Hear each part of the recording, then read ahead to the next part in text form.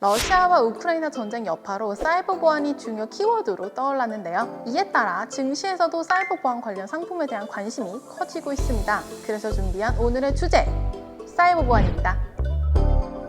ETF for you.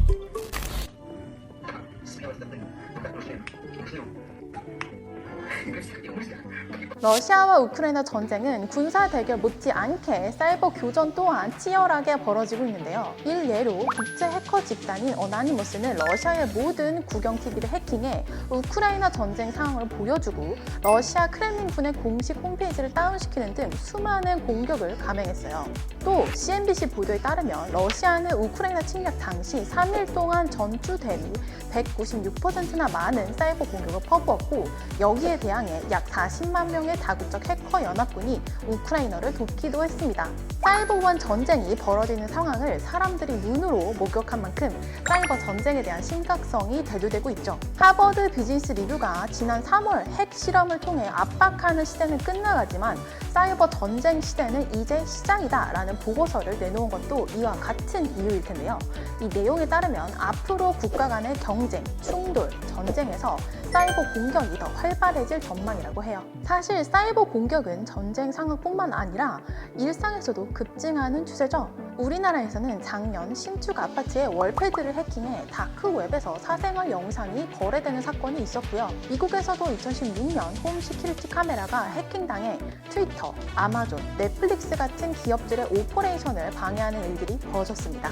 실제로 2021년 FBI에 접수된 사이버 보안 범죄 피해 규모는 2020년보다 64%나 증가했는데요. 특히 랜섬웨어 공격은 전 세계적으로 크게 늘어 2021년 3분기에만 총 1억 9,040만 건의 공격이 일어났습니다. 이는 2020년 1분기부터 3분기까지 일어난 랜섬웨어 공격을 모두 합친 횟수와 비슷한 수준이니까 정말 엄청나게 늘어난 거죠. 상황이 이렇듯 심각해지자 미국 정부는 2021년 6월 연평균 대비 랜섬웨어 공격 시도가 10배나 늘어났다는 발표를 하며 글로벌 랜섬웨어 서밋을 모집하기도 했습니다. 이에 영국, 독일, 프랑스, 인도, 호주 등 각국 정부들이 참여해 사태의 심각성을 보여주기도 했죠.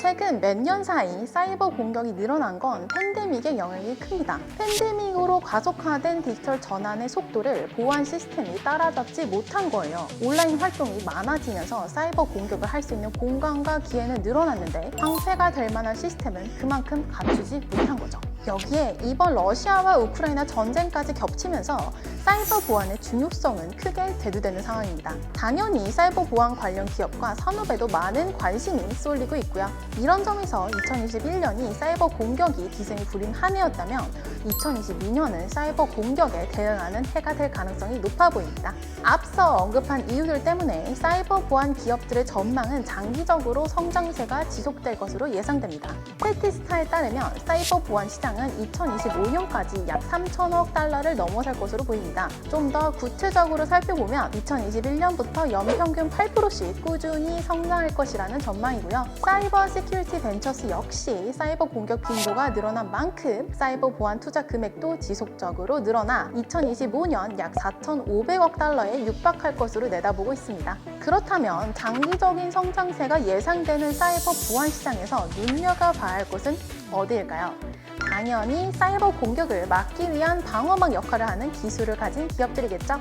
사이버 보안 기업의 역할을 크게 나누면 컴퓨터 데이터 보안, 인터넷 보안, 소프트웨어 제공, 네트워킹 제품 개발, 컴퓨터 통합 시스템, 컴퓨터 서비스 제공업체로 구분할 수 있는데요.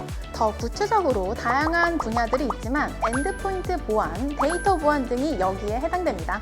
그런데 시간이 지나면서 기술은 계속 발전하고 산업의 랜드스케이프는 변하기 마련이죠. 특히 눈에 보이지 않는 기술은 어떤 기업들이 어떤 장점을 갖고 있는지 파악하기 어렵다는 특징이 있습니다. 그런 면에서 전문 분야인 동시에 영역 또한 광범위한 사이버 보안은 ETF로 투자하는 것을 고려해 볼 만합니다. ETF로 투자할 경우 보다 편하게 사이버 보안 산업 전반의 구조적인 수혜가 시작되는 시점부터 다양한 종목에 분산 투자할 수 있기 때문이죠. 이 대목에서 소개해드리고 싶은 상품이 바로 타이거 글로벌 사이버 보안 INDXX ETF입니다. 이 상품은 앞서 언급한 사이버 보안의 광범위한 분야들을 모두 포함하고 있습니다. 더 구체적으로 살펴보면 타이거 글로벌 사이버 보안 IND-XX ETF에서 가장 높은 비중을 차지하는 것은 컴퓨터 데이터 보안 분야입니다. 쉽게 말하면 방화벽, 네트워크 보안, 침입 방지 시스템을 모두 포함하는 겁니다. 팔로알토, 포티넷, 체크포인트 같은 대표적인 기업들에 투자하고 있고요. 데이터 보관이 대세로 떠오른 시대에 클라우드 보안도 빼놓을 수는 없겠죠.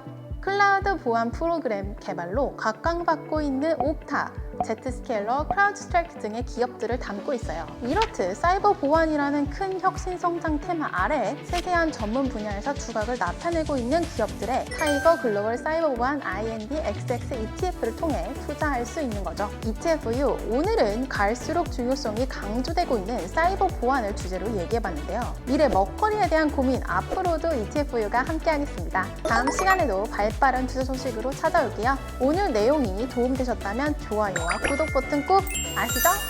감사합니다. ETF for you.